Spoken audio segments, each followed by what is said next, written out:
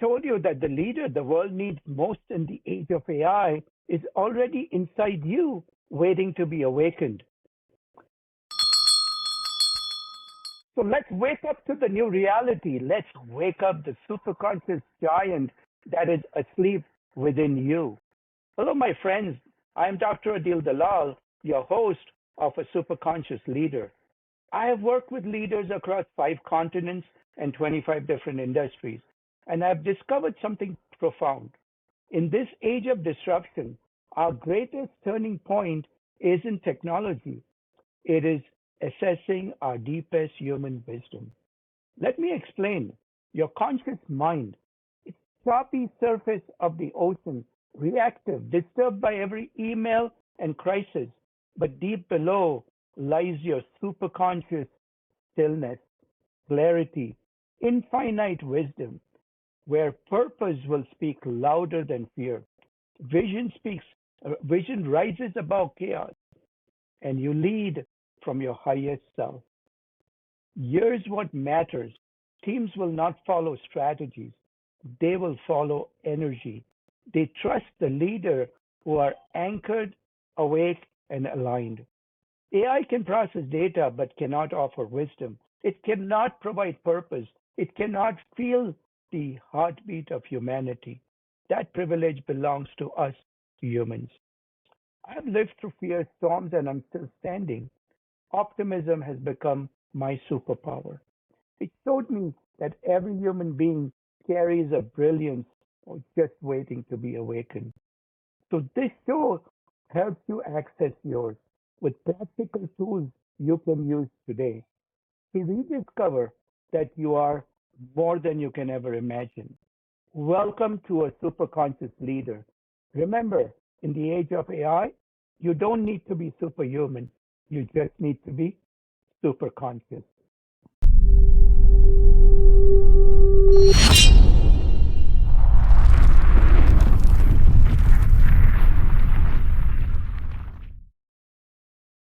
This episode is very special, and our guest who has endured 5 years of captivity as a political prisoner in a Venezuelan prison. Venezuela's recent history under Nicolas Maduro has been marked by economic collapse, political repression, and use of detention as a tool of power. Millions fled the country, institutions closed down, and fear became a daily reality for ordinary citizens. My friend Jose Angel Pereira experienced this reality firsthand, transitioning from the CEO of CITGO to a political hostage held for nearly 5 years. He described his ordeal in a previous episode of A Superconscious Leader. Today, Venezuela stands at an uncertain crossroads, balancing hope, skepticism, and deep collective trauma. This conversation explores leadership, reliance, and a mindset required to rebuild individuals, institutions, and nations. So let's welcome my friend. Welcome, Mr. Jose Angel Pereira, to A Superconscious Leader again. Thank you for having me here, Dr. Dalal, because this is a topic that where your show is great. I remember we recorded in Austin a couple of months ago, but I never thought I would be coming back to your show talking to what happened in Venezuela. So Exactly. This is unprecedented. So, unprecedented. Jose, Historical. you've experienced this crisis firsthand, spending 5 years in the Venezuelan prison, as we said, under charges most international observers said were politically motivated. As we just described, Venezuela today stands at a critical juncture. Prisoner releases alongside continued instability and fear. So let's explore leadership in the darkest conditions. So, in the segment one, what I want to talk about is true leadership that is revealed not in comfort but in captivity. So, this segment will explore how inner leadership emerges when external systems start collapsing and what leaders everywhere can learn from reality. So, my question to you, Jose, is you and 5 of your colleagues were hauled off to prison when you're on a business trip in Venezuela. Could you reflect on the emotional shock you and your colleagues faced at that moment when you were detained? Okay, to your audience, to put the question in the context, let me give a little bit more context, because people maybe don't know why I'm connected to what's happening today in Venezuela. Our story happened during the first Trump administration, and it happened because Trump was trying to throw out Maduro because he didn't like it. He said he from day one he thought that he was a dictator, and he was. And Yes. okay, so I got caught in the middle of that tension between the two countries, because that in that moment Trump was imposing sanctions. So what he was doing, political sanctions, economical sanctions. He was not going into the war side. He was doing political and economical sanctions. So I didn't saw that affecting me. So I was called, as you mentioned, to go to a business trip, and we flew to Caracas because I'm here in Houston, being the CEO of CITGO Petroleum, and I flew to make a presentation, and it began to be an ambush. Political motivated, because we were accused to be American spy, which was false accusation. And so, answering your question, how we manage that? Well, for us, it was a shocking situation because nobody was prepared for this. For me, it was a turning point in my life, because I was in that moment ready to get retired. So I was ready to get retired. It was my last trip before getting retired, and this happened to me. And I not only not get retired, I stayed 5 years detained unjustly. So of course was a disaster, not only in my life, in my family life, because the Hmm. other side of the coin is the family. Did you ever feel that this is just a nightmare and you will wake up soon from this terrible nightmare? Was Yes, that yes, feeling? yes, yes, yes. In my leadership coaching that I have today, one of the things I always mention is that when you go to any situation in your life, they can be in your personal life or can be Hmm. in your leadership journey. That the situation is the same. By the way, that's the way I introduce my book. The first reaction for that you're gonna have is you're gonna deny what's going on. Yes. You're gonna deny it. This is not happening to me. So there's Yes. where comes that this is a dream. This is a bad dream. I'm gonna wake up. That's the first reaction, and this is human. It's very human, that reaction. The time that passes between the denial and the acceptance is what is going to mark the difference, because there are people that they reflect and said, okay, this is true, this is happening, let me handle this, and you move quick. There's where comes the change in the mindset. But there are people that unfortunately stay stuck there. they Yes. get- they get paralyzed, and they don't do nothing. Unfortunately, for them, that's not going to be their solution.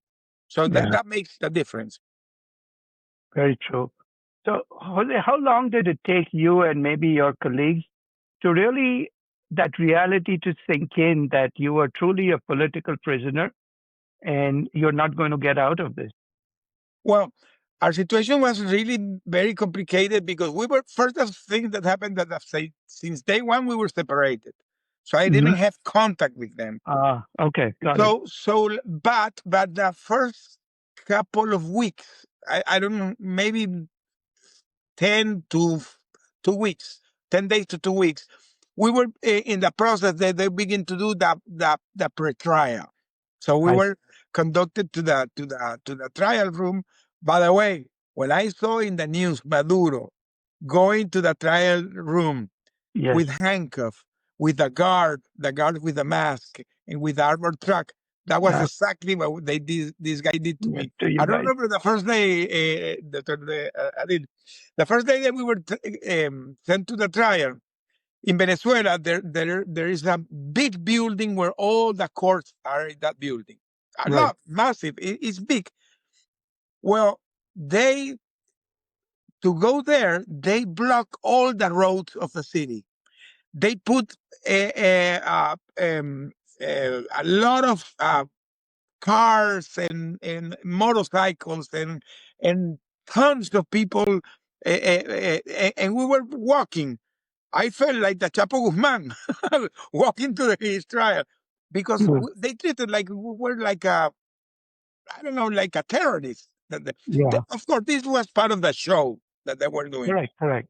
So when we learned that how we were going to face this, because we didn't know what were the charges.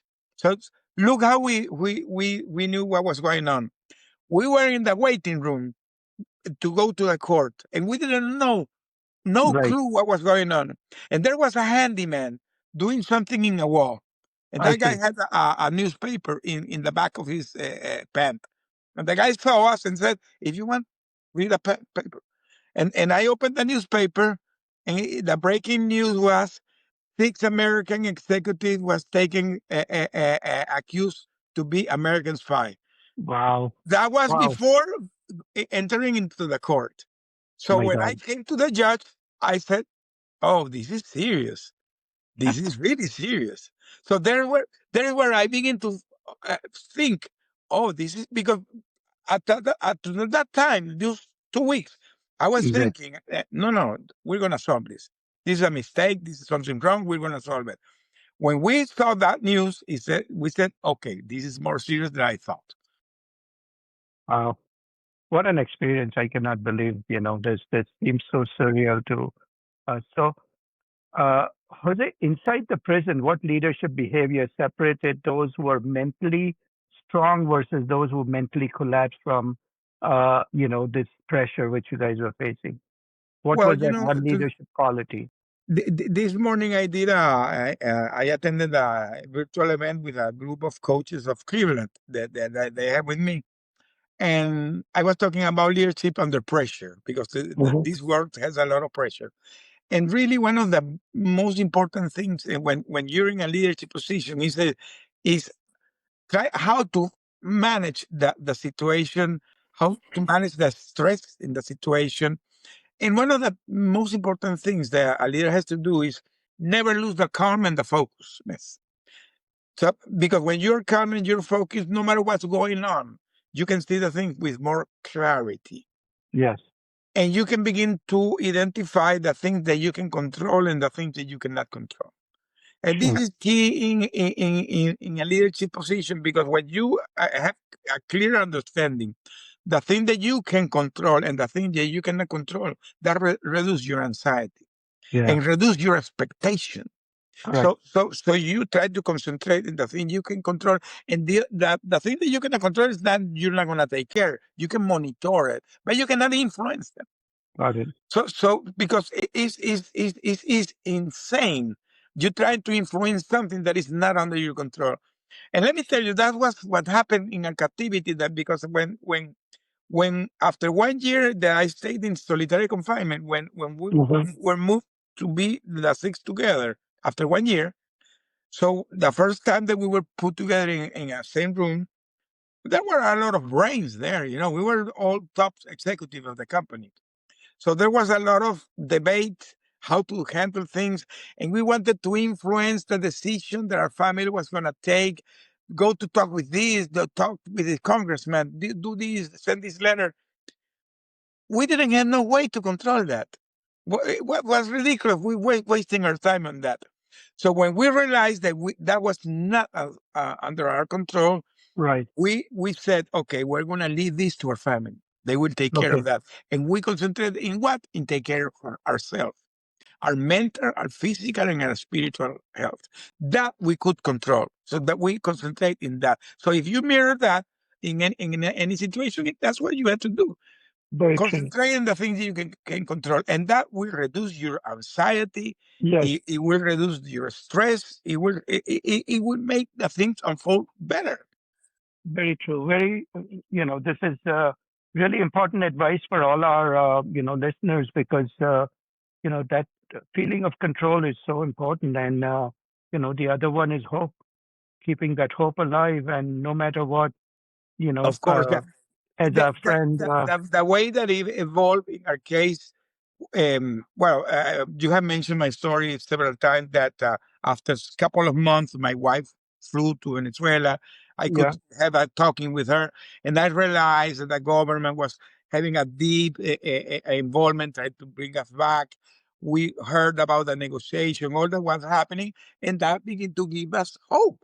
Exactly. That begin to give us hope. And this is key in any situation, because you can be going in a dark moment. And for example, what's going today in Venezuela. Today a lot of things that are uncertain. But if you begin to see with clarity, you begin to see, okay, there are things that are happening. It's a transition. It's complex. It's difficult, but it's Yeah. happening. But it's happening. Excellent. Jose, thanks for sharing your experience and insights you gained about leadership through this crisis which you faced. So, folks, don't go anywhere. In the next segment, we will reflect on the current events. We'll be right back.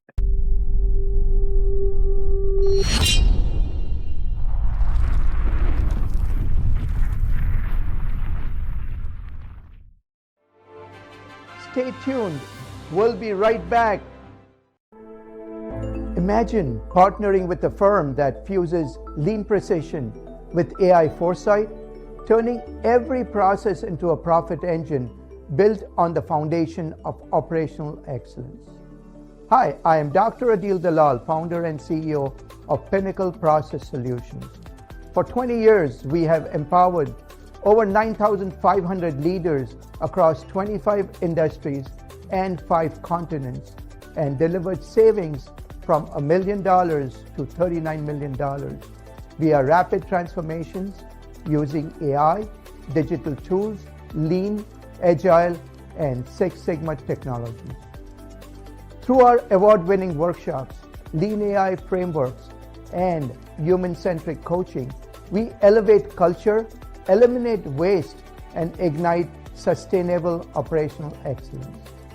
Elevate your people, accelerate your performance. Visit pinnacleprocess.com and reach your pinnacle today. Welcome back to the Superconscious Leader. We're here with Jose Pereira, and in the segment 2, we're going to talk about oppression does not only imprison bodies, it reshapes collective psychology. The segments dive into the emotional and mental state of Venezuelan people as they are experienced, through this current situation of being almost liberated to a point and getting away from that persecution which they faced under the previous regime. So, Jose, what were your first emotional and mental reactions when you learned about this political developments in Venezuela, seeing the detainees freed, Maduro in U.S. court, and what many Venezuelans have described to you as both hope or skepticism? If you can give us a general feeling, it would be really good for the current, situation. as everybody knows, this happened in January 3. I can tell you all the signs where that was going to happen. Nobody knew when or Yes. or at what time, but for me was matter of time.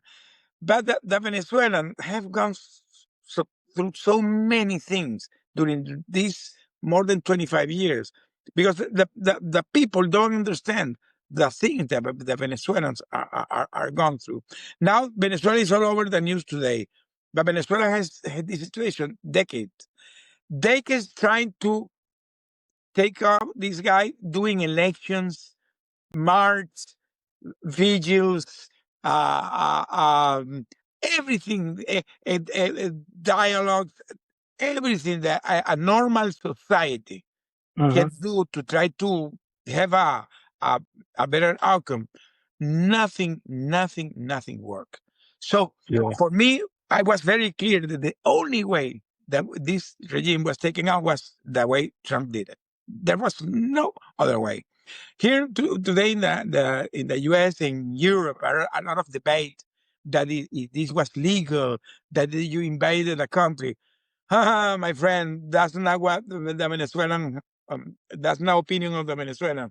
The Venezuelan are very, very happy that what happened, because now we are looking what I call a divine justice. Yeah. a divine justice, because this guy deserved what he's going through, because he did a lot of damage to, not only to the people, to the country, to the economy. He destroyed everything, everything that you can imagine in Venezuela is destroyed. What's going on right now is a transition. The people still have don't believe it. Sometimes the people get frustrated, and again, the Venezuelan goes through so much that they don't believe what's happening. But when you begin to see how fast the things are moving, for me, it's unbelievable. For example, yesterday they released a political prisoner, Yes. I something know that. Yeah. unimaginable. They were Yes. always saying that we will not sell non-oil to U.S. Now they're selling the oil to the U.S. Maybe today they opened the embassy, and 150 Yes. employees returned to the embassy. So the things are moving so fast that I know. that and that's creating a disruption in the regime, because the people that are not aware that taking a Maduro is not the end of the story, because Yes. this Exactly. this is a regime that works like the mob. Yeah. It worked like the mob. So you have Maduro in the top, but all these people are like their successors. So the regime is still there, but Yeah. the regime now is crumbling, because the way it's unfolding, the things are going so fast Exactly. that it's coming. The second phase that Maduro Marco Rubio announced is that he will. This is what they call the stabilization. Right. Then comes the growth. They had to do with the return of the American oil company, and finally the transition. The Perfect. transition will be a dual free elections. Yes. The free election, and Maria Corina Machado, that is the Nobel Peace of Prize, she could not be the presidential candidate because she was not allowed to run in the election. Now she will have the opportunity, and she's going to become the president. Period. So it's gonna take time. I don't know how long it's gonna take, but Yes. this is the way the things This are is the way it's unfolding. going to unfold. So, from your vantage point as a leader, survivor, and an advocate of what you're doing right now, what emotions do you hear from the people in Venezuela who you are in contact with? Are they hopeful, angry, optimistic? What Well, is the happening people there? are hopeful, but we have two sentiments in Venezuela. The people that are inside the country have a lot of fear, because again the regime is still there, and bad things still can happen. Hmm. In fact, are happening, because there are something they call the colectivo. There is like a militia. This guy were all over the city with guns. The Yeah, people that are outside Venezuela, the diaspora, has a lot of uncertainty of what's going on, and sometimes some are skeptical, yeah, because the people wanted Maria Corina to take office day one. That could not happen, and the people don't understand that there is a transition, because the sure. regime was still there. If this lady will flew to Venezuela today, they will kill her. Yeah, They will kill her. She will have. So the way it's happening is that she's here today in the U.S. She's going to meet with Trump. There's going to be a transition, and when everything is safe, okay, she can fly. So that's the recommendation, but the people don't understand what's going on, and that is exactly what had to happen. actually. So, Jose, if Venezuela could reset its identity as a nation, because we know that it has, the past of Venezuela was amazing. I mean, they are sitting on the biggest, oil reserves. Even the gold reserves are huge out there, and it was a very prosperous country as a nation. What do you think will come back? Cultural resistance, with the entrepreneur spirit, the community bonds. What should they be using as the foundation to build this country up again? The answer has two answers. The first answer is the economical answer. The economical answer, I see it very fast, to be honest, because several things. Venezuela had the assets; they are there. The Yeah, refineries are there. The oil wells are there. The pipelines are there, are in bad shape, but you can rebuild it and you can do maintenance. There's going to be an intensive capital investment, but the U.S. is going to do it. Trump said it. The big company are going to put billions of dollars. That's going to happen. The bonds, you're going to talk with a bondholder and you're going to get agreement because now there is a plan. I don't see the problem there. I see the problem is in the cultural side, because during these 25 years, everything, this guy literally brainwashed the people. So the young people, the people that they have 30 years, the only thing that they knew was this regime. Exactly. They don't know absolutely nothing else. So that change in the mindset is going to take time. There's going to be need to be a plan to make that change. Yes, and that is why the other thing is the reunification of the country, because there are many people that have been so damaged, their life, their family, they lost a relative. So there are a lot of sense of revenge. So one of the things, this is a process I see like when Mandela in South Africa, something like that. Exactly. There had to be a reconciliation process. Yeah, very true. Wow. Very well said. And I think, I really love your perspective because you've been in different, situations in Venezuela. So personally, given the current situation in Venezuela and the political landscape and all the painful memories you carry with your captivity, what feelings would you have about returning and even to visit the prison where you were held? Would you want to do that? No, honestly, no. No, because there are a lot of bad memories that. I want to begin to contact the political prisoners that were released yesterday, because many of them became my friends. There is one of them that he was not only my friend, he was like my mentor, that he helped me to begin to write my book. So because Roland, his name is Roland Carreño. Roland is a famous Venezuelan journalist.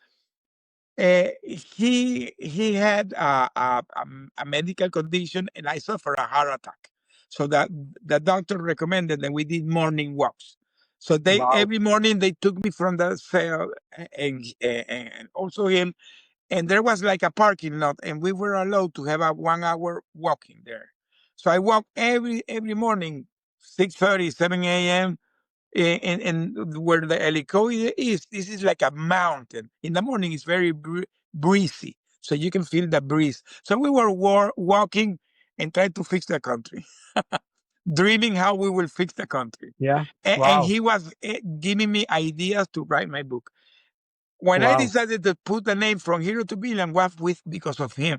Jose, you both need to come on my show when you meet him. I would love that. I told Roland that I mentioned him that when he got released, I want to invite him to come to the US to do like a trip all over the US, because he's a very funny guy, by the way.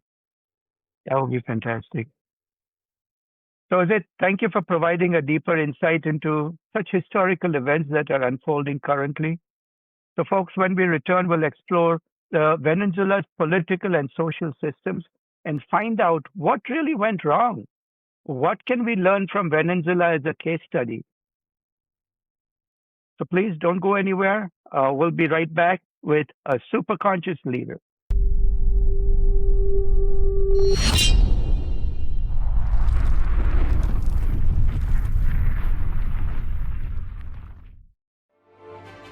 Stay tuned. We'll be right back. Imagine partnering with a firm that fuses lean precision with AI foresight, turning every process into a profit engine built on the foundation of operational excellence. Hi, I am Dr. Adil Dalal, founder and CEO of Pinnacle Process Solutions. For 20 years, we have empowered over 9,500 leaders across 25 industries and 5 continents, and delivered savings from $1 million to $39 million via rapid transformations using AI, digital tools, lean, agile, and Six Sigma technologies.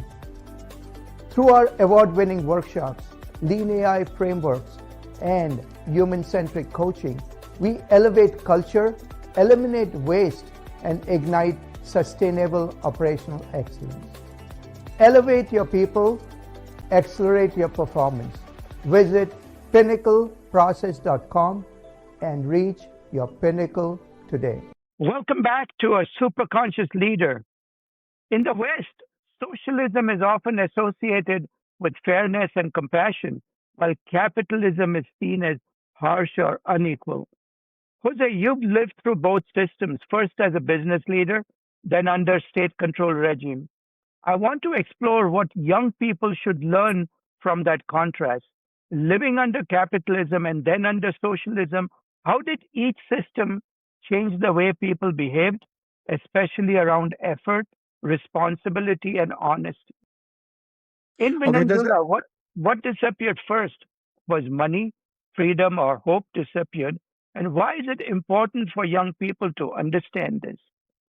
So, Jose, the question I want to ask you is, what do you think is the key piece which is missing today with the young people, where they think that socialism is the answer to our problems in the U.S.?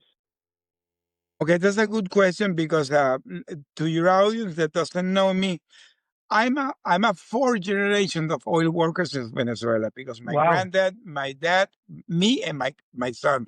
We have four generations in my family working in the oil and gas. So my granddad, you see my second last name, Rembeck, that is Dutch, because my granddad came from Dutch with the Royal Dutch Shell. When it began the operation, that was the first operator that came to Venezuela. So I have a long story with the oil and gas in my country. Okay. So what happened in Venezuela? The production in Venezuela started in the early 900s, 920. The Shell and other companies, the Suconi, Sunoco, many companies came and it started the operation of the oil and gas. It started because there was a coincidence happening in that moment because it was beginning the Mexican Revolution. Mm-hmm. And Emiliano Zapata has expelled the American companies. So that there we had, by that time, a dictator in Venezuela called Juan Vicente Gomez that told the American company, come here to Venezuela. That's how they begin to develop the oil and gas. Very fastly, in the next 2 decades, Venezuela became the second oil producer of the world. Wow. Saudi Arabia and Venezuela. And the predecessor of PDVSA, that was called the Corporación Venezolana del Petróleo, my dad worked there. So he was one of the pioneers of that national oil company that became PDVSA. So Venezuela became to be a very wealthy country. But what happened is that Venezuela was not only a wealthy country, was the beacon of democracy in Latin America. The other countries of Latin America, all of them were in dictatorship regimes. Brazil, Argentina, Peru, Chile, Colombia, Paraguay, all of them had dictators. The only country that had democracy was Venezuela. Wow. See the irony. See the irony. So all these countries, the people from this country and the people that came from Europe when finished the Second War, the World War II, we had tons and tons of immigrants that came to Venezuela. People from Spain, from Portugal, from Italy, from Lebanon, from Syria, from Peru, Bolivia, Chile, Colombia. We had 6 million of Colombia living in Venezuela. So Venezuela began to be the receptor of the immigrants. See the irony? See the irony? Now we are the biggest diaspora. So we were not immigrants. We received immigrants, and we received them with the open arms. What happened to the politicians of that moment that were democracy? They were like the equivalents of the Democrats and the Republicans, because we had two parties, the Social Democrat and the Social Christian party. The Social Christian should be like the Democrats, and the Social Democrat is like the Republican, more or less. Two parties called COPEI and Acción Democrática. But these two parties, even they were alternative of the power, they became corrupted. They begin to be very corrupted. And the people in Venezuela begin to get angry and angry, years of anger, how they were stealing the money of the country, but never like this guy. This guy were like that. So it came this lieutenant that did a coup called Hugo Rafael Chavez. One day in 1992, a guy that nobody knew who he was, but he talked to the Venezuelan not as a socialist, he talked as a nationalist. And everybody began to connect with this guy. Oh, this is the guy we need. So he won the election, he became the president, and rapidly he announced that he was communist. And at the beginning, everybody was shocked. And I can tell you, I said, Venezuela will never be a communist. Yeah. We're wealthy, we're modern, we love the US, everybody here. It came because the problem with the socialism and the communism is that they have a very beautiful way to say things, the equality, they take care of the poor people. So Yeah. they like a snake enchanters. It looks like, it sounds like good. So that's what happened with this system, that the youth that doesn't have no clue what is the reality, Exactly. they begin to embrace it. They think that it's good. And this guy, that's the way they begin to attract the people. Once they get the power, they will never leave it. And so Exactly. they begin to destroy everything, because remember, that the essence of that is that the control is in the state. They need to have the power. To have the power, they have to destroy all the institutions. Yes. They had to destroy the economy and make the people have the state is who provides everything. So now the people are not thinking to work, because why? It will be the same if I work harder or not. The state's gonna be giving the money to me. Yeah. So now Exactly. there's no sense of responsibility, accountability, nothing. Nobody takes care, and then you begin to corrupt everything. That's what this system does, and this is something, if the people here in the U.S. don't take care, that's what's going to happen. Exactly. So, Jose, many young people believe that capitalism is bad, socialism, communism creates fairness. What did Venezuela teach you about the difference between fairness that is in theory versus fairness that is in real life? Well, for example, I today belong to a movement here called the conscious capitalism. Okay. And it's a movement that I'm one of the board member of the group, and one of the main vision is that the companies and the system, you can praise the capitalism, but of course taking care of the people. There's nothing to do with fairness. It matters that you still are being profitable, but taking care of the people. The problem with the communism is that they don't take care of the profitability, because that's the state, it takes care of everything, controls everything. So there's no accountability, because there's no ownership. You put up somebody in that position, that's not his company. He doesn't care if profitable or not, because he normally is a person appointed by the political party. So, Yes. so because the political party begins to take control of everything, my friend, that had not worked in. There's no part in the story the history that you can say that this system has worked. Because look Cuba and look Russia, that they have to dismantle all of that. Very true.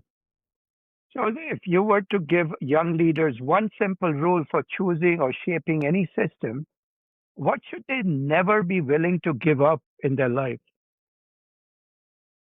Well, for a young leader, my recommendation always is that the first thing that you need to understand, what is your real passion? What is your real passion? What is what moves you? What you have to make you the question, the real unapologetic question, that is what you're doing it. You're doing it for money or for passion? That's the first question. Once you identify that what you're doing that is really what you're moved to do, is your calling. Sometimes you can have struggle to go there. You don't have to see yourself where you are today. You have to have. I know that you talk a lot about visualization. You have Yes, to visualize where you want to be, and that has to do with the faith, by the way. With exactly. the faith, visualize where you want to be and pursue it. Never give up. Continue and never give up. But connect with the people from the human side, because that's the more important recommendation. If you're Very in a true. leadership position, if you have the power and you are the leader, treat the people as people, because that's what happened with these regimes. See the case of Maduro. Maduro, I don't know how much years he's gonna stay. Maybe he's gonna die in the jail, Yeah, because he's gonna be accused of so many charges. I know. Because he's today having the charge of drug, but he's gonna face the crimes against humanity in the International Penal Court. So this is only the beginning. This guy Yeah, can stay 200 years. He will not have enough time to pay his sentence. yeah.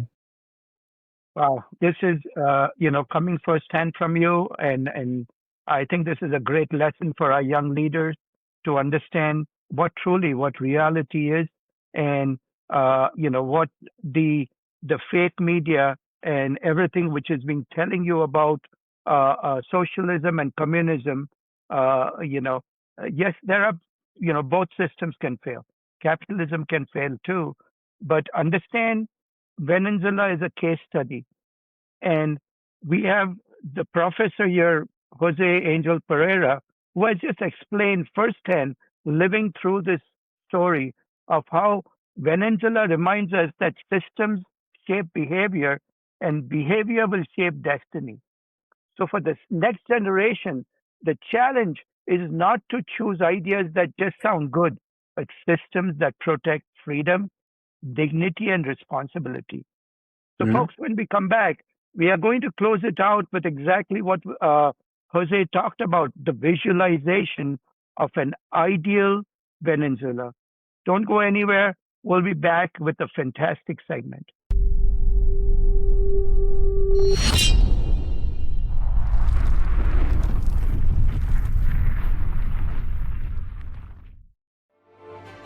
Stay tuned. We'll be right back. Imagine partnering with a firm that fuses lean precision with AI foresight, turning every process into a profit engine built on the foundation of operational excellence. Hi, I am Dr. Adil Dalal, founder and CEO of Pinnacle Process Solutions. For 20 years, we have empowered over 9,500 leaders across 25 industries and 5 continents and delivered savings from $1 million to $39 million via rapid transformations using AI, digital tools, lean, agile, and Six Sigma technologies. Through our award-winning workshops, lean AI frameworks, and human-centric coaching, we elevate culture, eliminate waste, and ignite sustainable operational excellence. Elevate your people, accelerate your performance. Visit pinnacleprocess.com and reach your pinnacle today. Welcome back to A Super Conscious Leader. After liberation comes responsibility. This final segment with Jose Angel Pereira focuses on vision, not just for Venezuela, but for humanity's capacity to rise after a prolonged trauma. So, Mr. Jose, what is your vision for Venezuela, not just politically, but psychologically and spiritually? Well, it's a very profound question. Let me start from the economical side, because I believe it's the more easy. The economy is destroyed, but it's not more easy. Back in the 90s, we went through in Venezuela a process that people now are beginning to know what is the process of Venezuela. Venezuela has been, as I mentioned, was a wealthy country, but always tied to the oil and gas. So it was fluctuating the economy depending on the oil and prices. So you know the war of the Yom Kippur, the 6-Day War, all this stuff, the Suez Channel War, all these wars that are historical. Every time that something was happening on the oil embargo, the price, the spike was going back and forth, back and forth. In 1990, there was a big drop in the oil and gas prices, and PDVSA, at the moment it was not PDVSA. There were 4 operators because in 1977 happened the nationalization of Venezuela oil and gas. During all those previous years were the operators, American operator basically, and they nationalized and they create four affiliated. Those 4 affiliated, they merged and became PDVSA, one company. So in the 90s, PDVSA was struggling with having financial issues.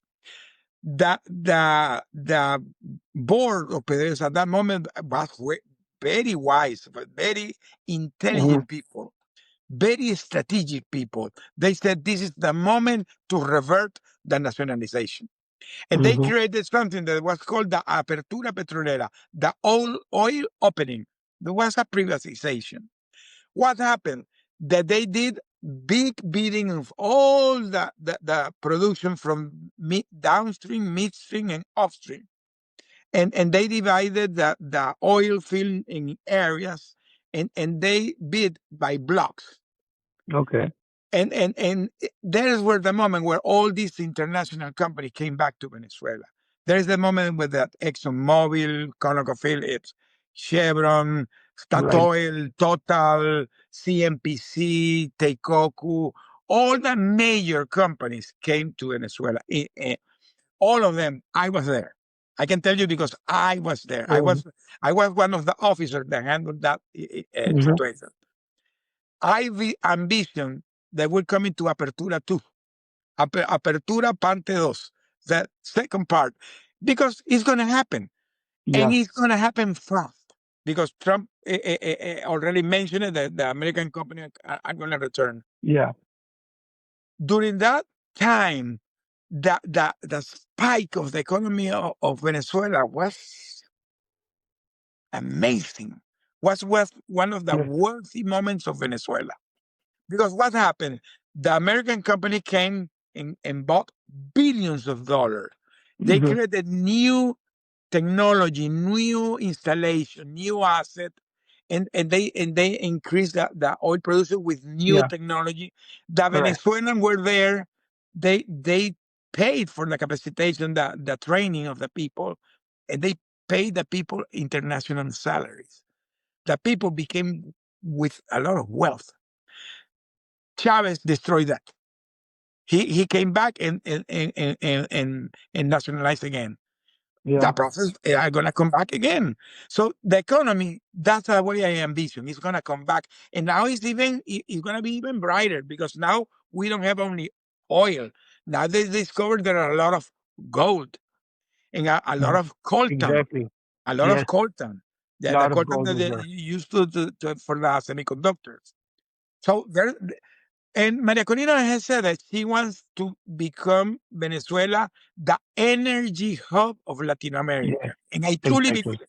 I truly believe it.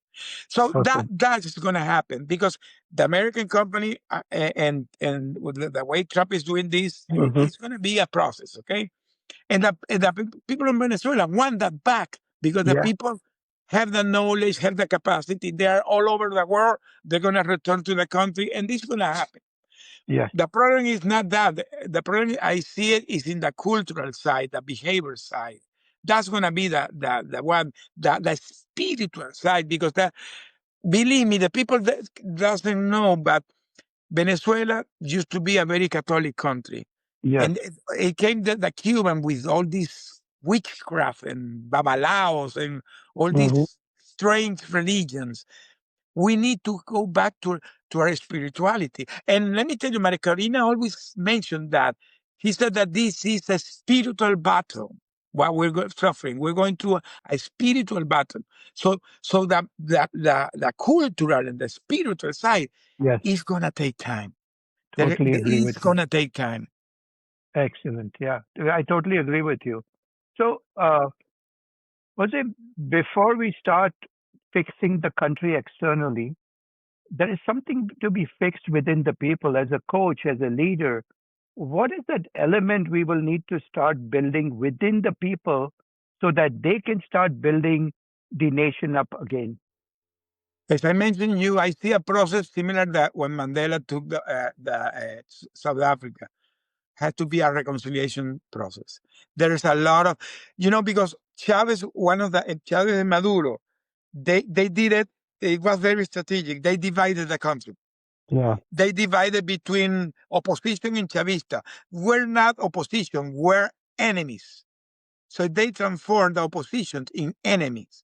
They treat the people like an enemy, and they begin to beat them as an enemy. So there are a lot of people, they lost their kids, their family, they lost their houses, their property, they lost everything.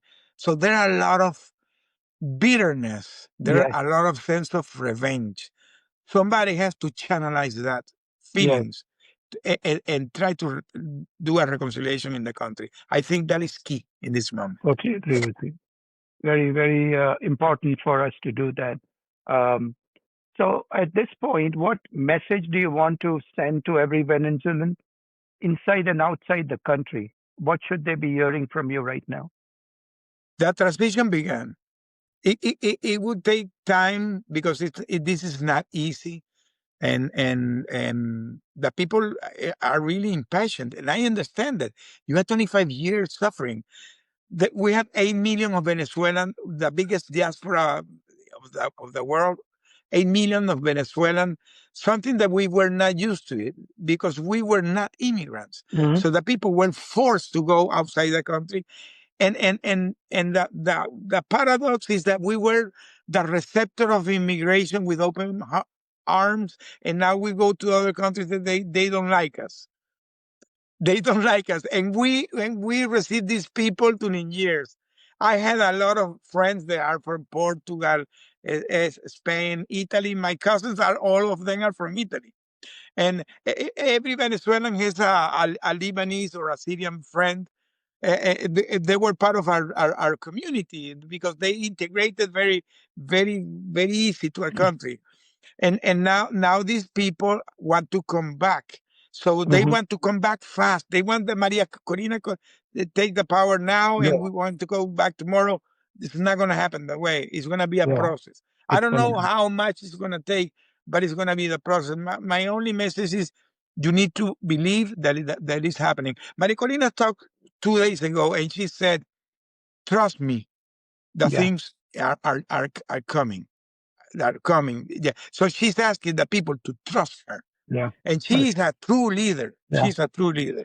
Faith and patience. Those are two things which will be helpful for them. Mm-hmm. So, um, so as we wrap up this, segment, which is really, I'm learning a lot from you, Jose. And so, what universal leadership lesson does your experience offer to the world facing this increasing authoritarianism right now? Well, that's true. I always mention that the true leaders are those that are empathetic and are human centered. The servant leader, and you see there are a lot of authoritarianism outside there, autocratic government. But you know what happened with those government? That the people will never, they will not remember those guys. Yeah. So when they pass, they're gone.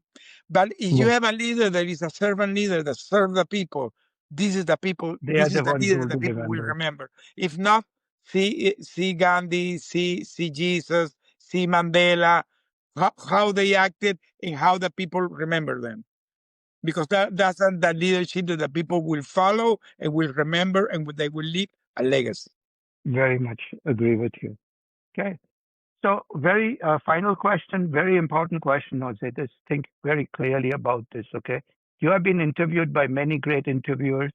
Okay, most notably Anderson Cooper of CNN.